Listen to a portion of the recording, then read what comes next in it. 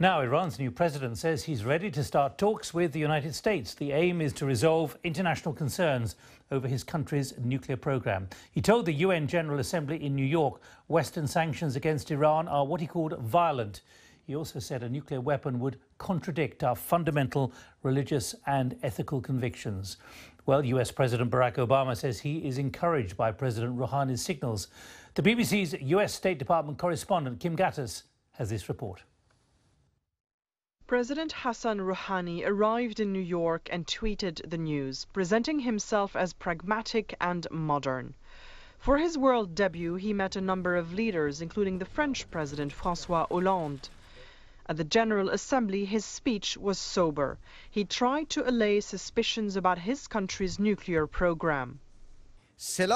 Nuclear weapon and other weapons of mass destruction have no place in Iran's security and defense doctrine and contradict our fundamental religious and ethical convictions.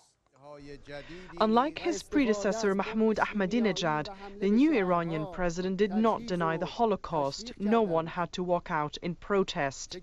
But President Rouhani also criticized the West for its military interventions in Iraq and Afghanistan, and he called the sanctions on Iran unjust and inhuman. Plenty of people, whether protesters in New York or others, say they will never trust the Islamic Republic of Iran. And it is hard to see how Tehran and Washington's interests in the Middle East can ever overlap, especially in Syria, where Iran supports President Bashar al-Assad. But President Obama is willing to give it a try. We are encouraged that President Rouhani received from the Iranian people a mandate to pursue a more moderate course. And given President Rouhani's stated commitment to reach an agreement, I am directing John Kerry to pursue this effort. The roadblocks may prove to be too great, but I firmly believe the diplomatic path must be tested. World leaders came together for lunch with the UN Secretary General. The White House had indicated they were open to the idea of a handshake at the gathering between Mr. Obama and the Iranian leader. But in the end, there was no handshake, not in real life. Mr. Rouhani did not show up for lunch. American officials said they understood it was perhaps still too complicated for the Iranians. On buildings in Tehran, the old messages about America, the enemy, are a reminder that 30 years of difficult history will be hard to overcome. So despite the high expectations, there's nothing tangible so far when it comes to Iranian-American rapprochement here in New York. But this is just the beginning of a week-long diplomatic dance between the two countries at the UN. On Thursday, the American Secretary of State will come face-to-face with his Iranian counterpart for a meeting with other countries about Iran's nuclear program. Kim Gattas, BBC News at the United Nations. Well, I'm joined by Sara Bazoobandi, who is an Associate Fellow in the Middle East Programme at London think tank Chatham House. Sara, thanks for joining me. Let me put to you that phrase that came from President Rouhani. A nuclear weapon would, quote, contradict our fundamental religious and ethical convictions. Does that suggest they've already worked out a limit to the development of their nuclear program? This is something that the Iranians have frequently put a strong emphasis on, saying that it's against our religion, especially with the fatwa release of the Ayatollah Khamenei. And this has been one of the channels that they wanted to legitimize the nuclear program to the international community by saying that we are not really after a military purpose and we only have civilian purpose to it. But in a broader picture, I think the translation for this statement, the whole statement coming from President Rouhani in this particular moment of time, is an acknowledgement of the international pressure, and it shows that Iranian government is willing to go back to diplomatic levels, even if initially perhaps they didn't have the same intentions for the nuclear program. Maybe they have changed it.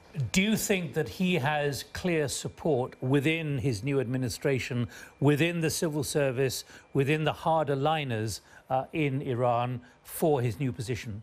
I think we need to remember that the pressure, especially the economic pressure, is on everybody in Iran. So whether you're a fundamentalist or a reformist, it really is regardless at this particular point. But does that mean that there can be a scaling back of nuclear ambitions? Certainly not moving to weaponizing?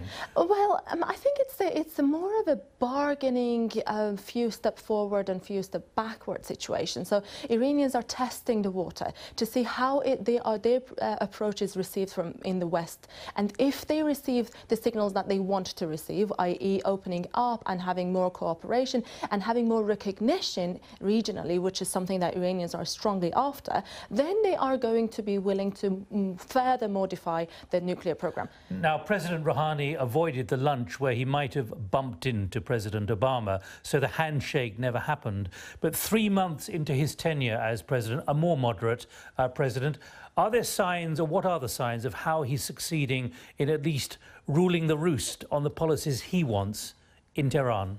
I think, as he confirmed it on CNN after his talk at the UN, he has a strong level of authority, a high level of authority to make decisions and cut the negotiations.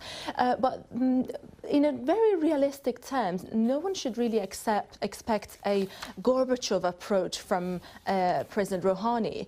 Iranians have made it very clear that they want negotiations to take place in an environment that their rights and their counterparts' rights are considered equally. And the Supreme Leader, previous to the travel of the Iranian delegation to New York, had made a public speech and phrased a new, perhaps coined a new phrase for guiding the negotiations. And he said, "We expect a heroic flexibility by you." So, i.e., it means that we are willing to give in when it's needed, but not too much, perhaps. Sara Bazoobandi from Chatham House, thank you very much indeed for joining me here on BBC World.